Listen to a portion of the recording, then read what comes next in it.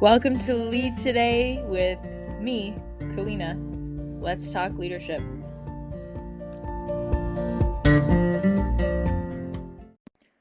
Hello and welcome back. We are continuing the series, almost at the end here with episode 8. We're talking type 8 of the Enneagram. If you don't know what the Enneagram is, I suggest you go back to the first episode in this series to get a sense. If you've been following along the whole way, well, good for you.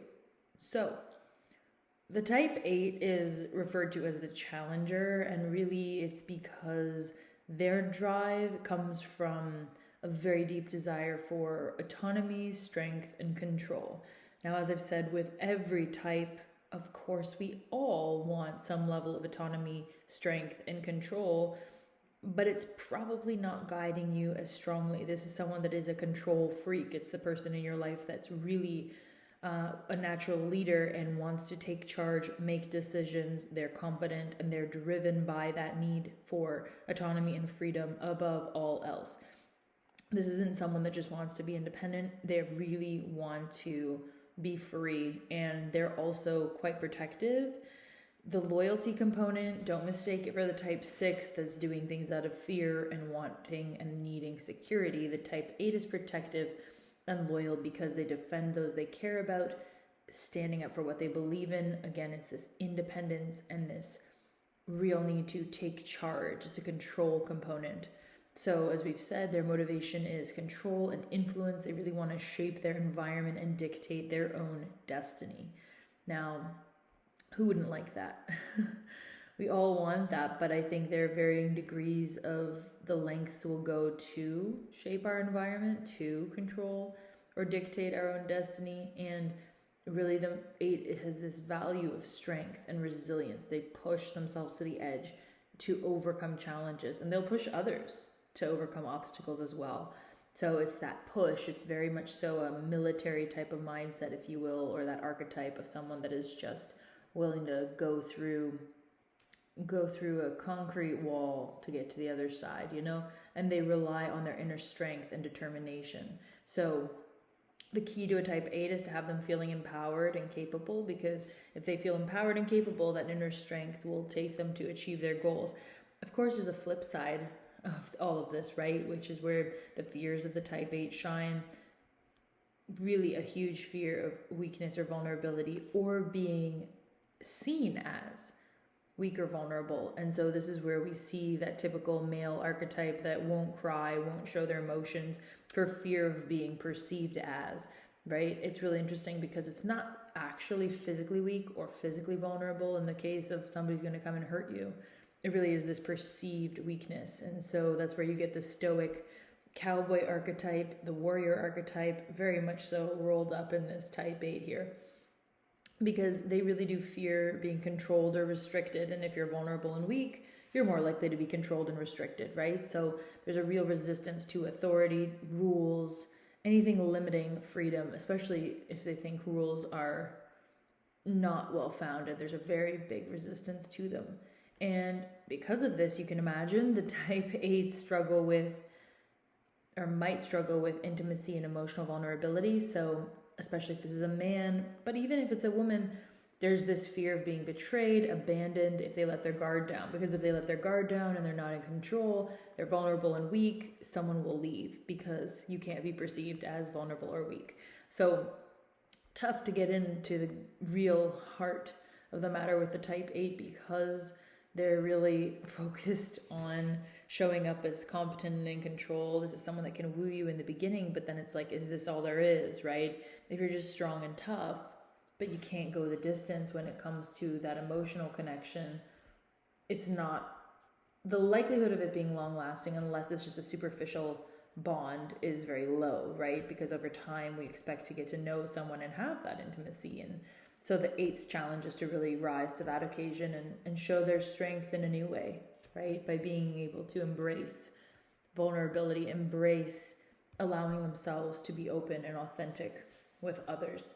So as we've kind of discerned already, the unique way that the 8 navigates the world is with a very decisive, action-oriented, go for problems head on, They really are focused on action, which makes sense because their core emotion is anger and their center of intelligence is the gut center. So instinctual awareness, gut instincts, somebody that's just like intuition and inner strength, go for it, right? They really assert themselves based on those gut feelings, and when things aren't working, right to anger. So it's very kind of instinctual and primal in its motivations. This is not really a thinking type, right? They're not all in their head mulling things over ad nauseum. They're not in their heart waxing and waning about their emotions. This is a get it done gut feeling. I feel good about this, let's go do it, and they're down the road getting things done. So that's what you're getting with a type 8.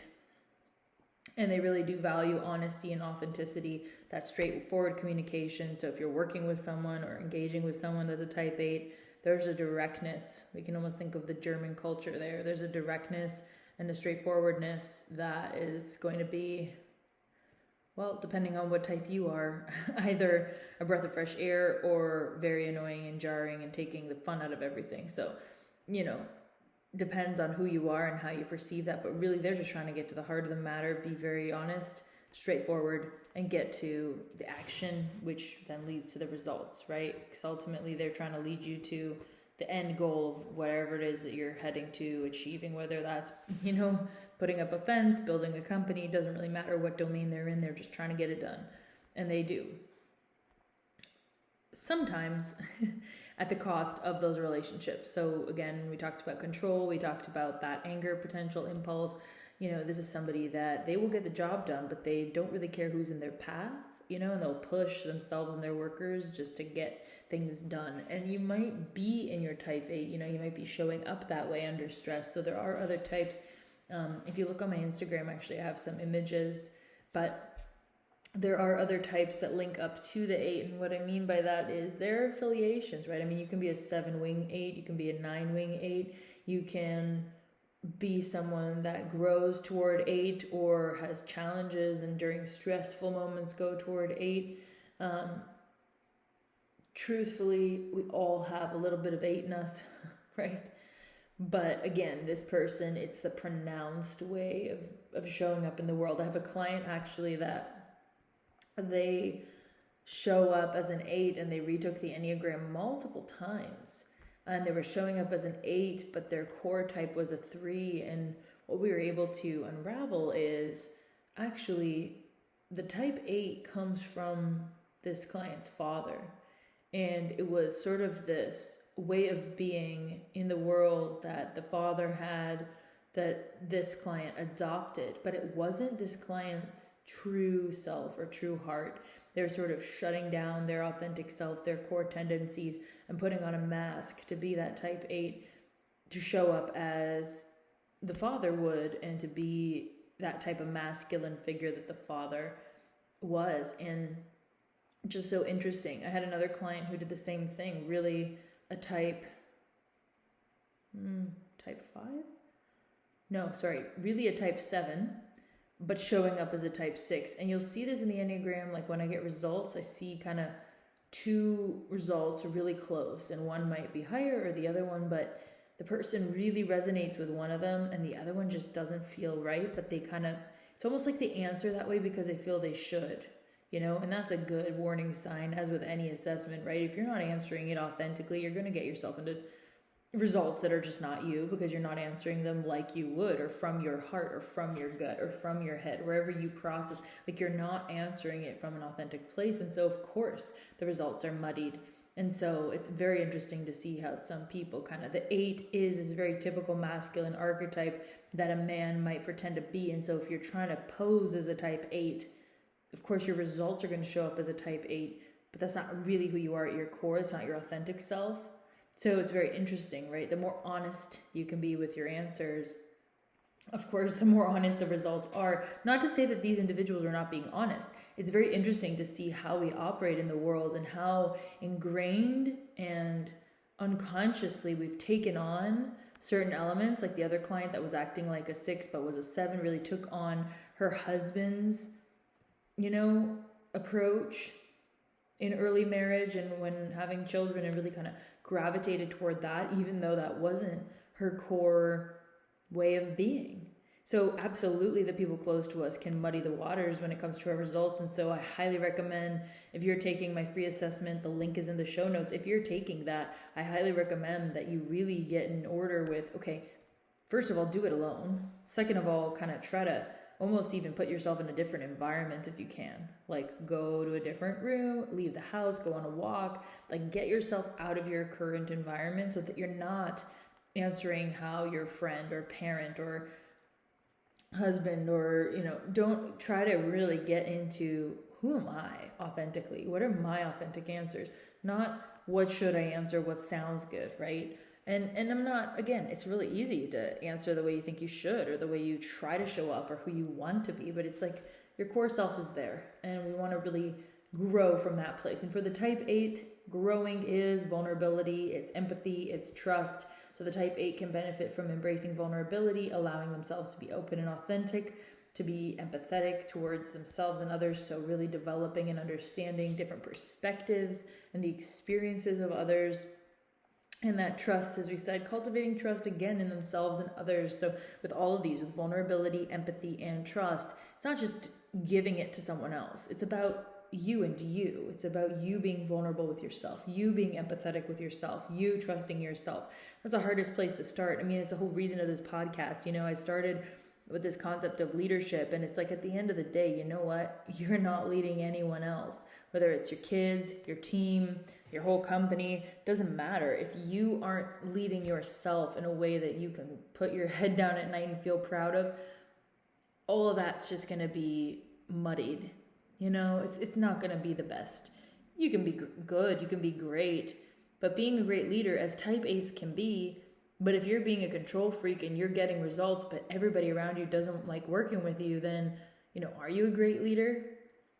Just because you're getting the results. I mean, some people say, yeah, you know what? By any means necessary, control, coerce, do whatever you have to do to get the job done. And that's a very type 8 mentality. And you will get the job done. But again, what's the long-term effect of that? I can definitely say, you're pushing people away. And it's so easy to do. I'm not, exempt from this.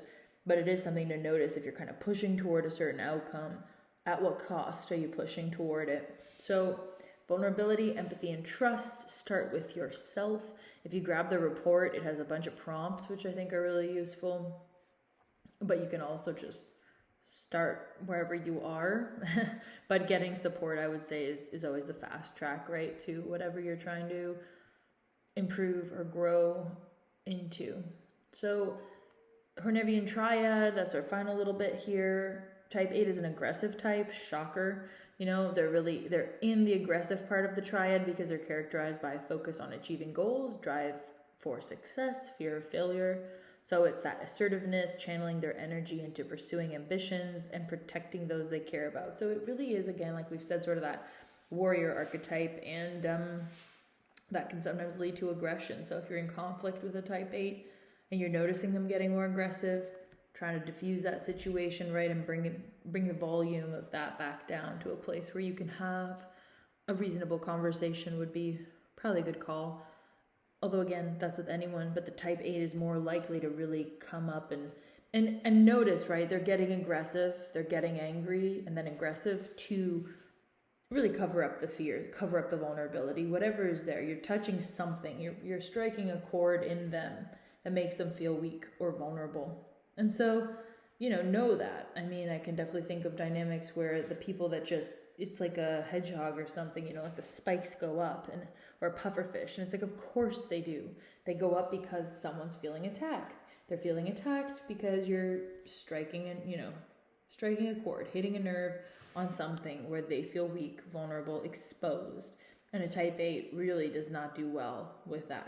So the more a type 8 can grow into the most developed version of themselves, the more they can really take that feedback, take any kind of criticism or input from other people and understand, empathize, see that they're trying to just help you out.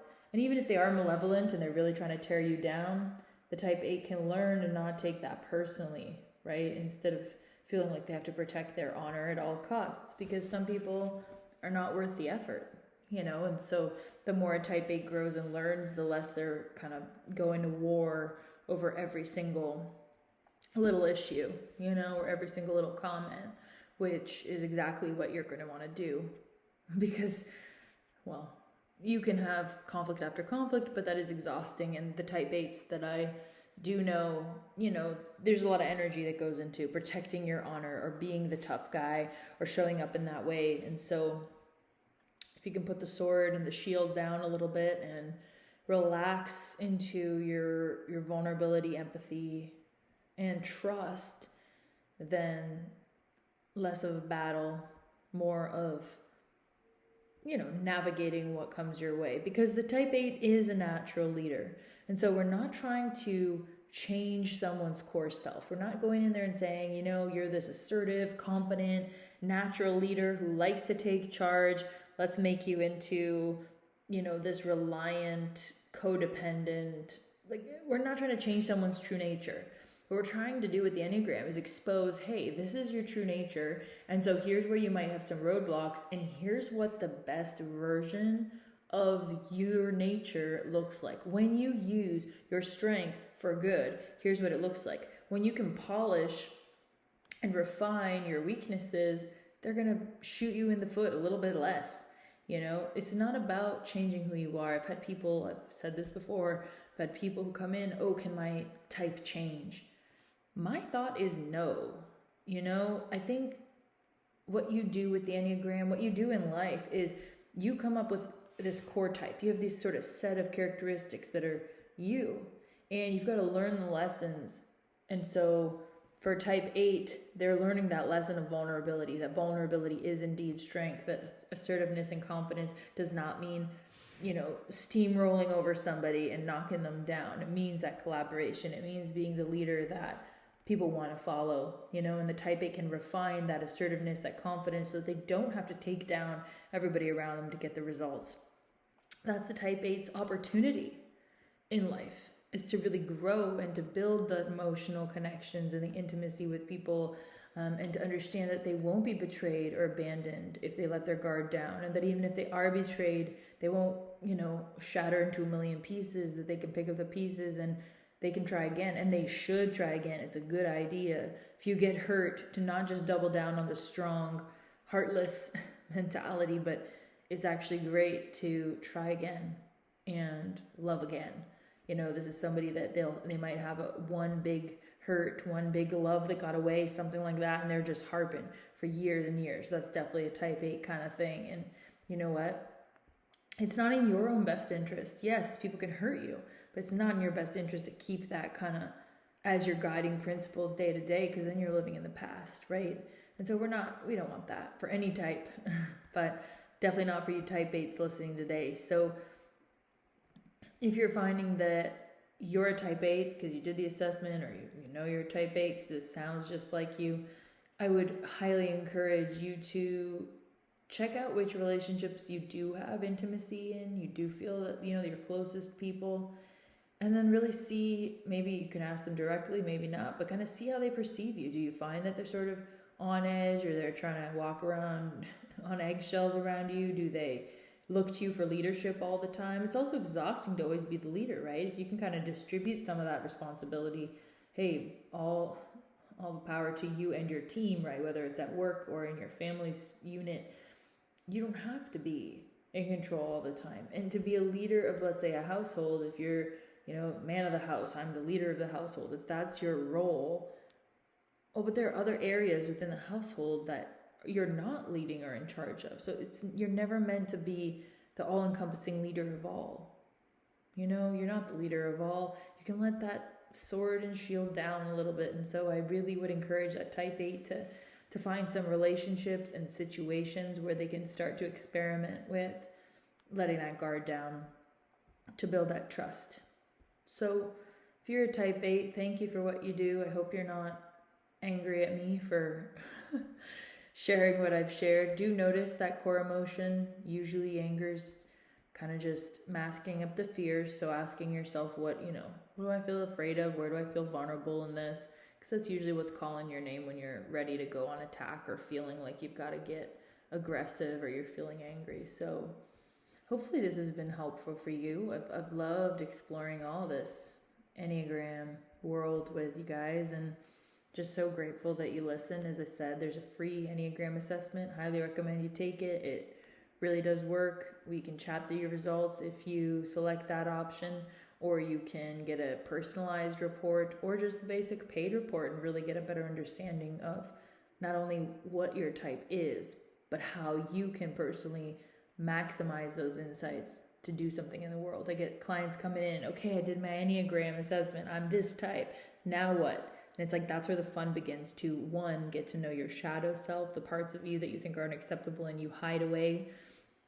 And then two, really start making changes to how you're behaving in different scenarios, whether it is holding back at work, or if you're, not being vulnerable in your most intimate relationship, and that's hindering the intimacy and the growth and the connection you have with your partner, or if it's with kids, or with your parents, whoever and wherever you're struggling in the game of life, it all comes down to you and you. And so the more you can get to know yourself and really come up with some good next steps that feel aligned for who you truly are, not the mask that you're wearing, the better off we'll all be. So that's why I'm here doing this work. I hope you can take off the mask and start getting in touch with your true self, so that we can all see that part of you and get to know really what makes you uniquely great. All right, enough of the fluffy stuff.